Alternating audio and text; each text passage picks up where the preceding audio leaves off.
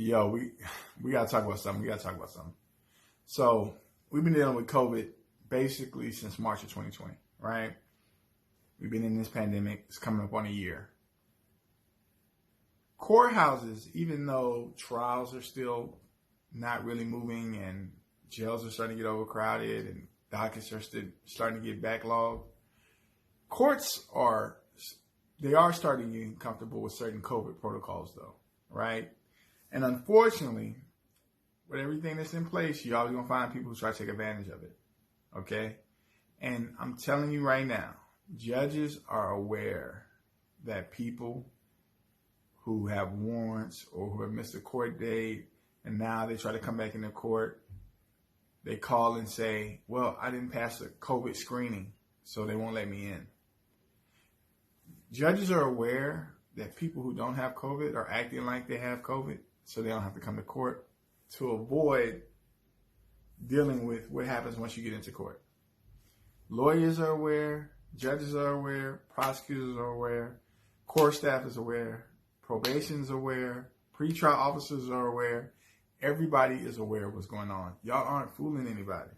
So my advice to people who are going to call and when you get asked the questions about COVID in front of the jailhouse and you make up a story just so that you know you purposely won't pass the protocol, the judge is not giving you the benefit of the doubt. They're just going to reset it for 2 weeks because you should be clean by that point. You should be out of the exposure. If you did have COVID, it should be over, right? They'll reset you 14 days or 3 weeks. What happens in that time? People go do, and they do the same thing. You're not going to get the benefit of the doubt and it's going to hurt your case.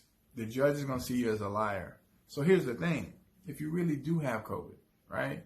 If you really just, when you come back, have your test with you. I'm not saying the judge is going to ask because a lot of times they don't, but you want to be the one client that the judge doesn't question your credibility. So you have your documentation. People are coming up and just saying, oh, I've been around somebody who has it as a way of not having to come to court. Judges aren't slick. Eventually, you're going to have to come to court, and eventually that's going to be held against you because you're not going to get the benefit of the doubt. They're going to think you were doing that to avoid coming in court because you didn't want to take a piss test or for whatever reason. Okay? This is important, right? If you have COVID, don't come. If you don't have COVID and you need to come to court, come to court. Don't make up no story about being around people just so you purposely fail the protocol. Because in time, it will catch up with you and it ain't going to be in your favor what happens.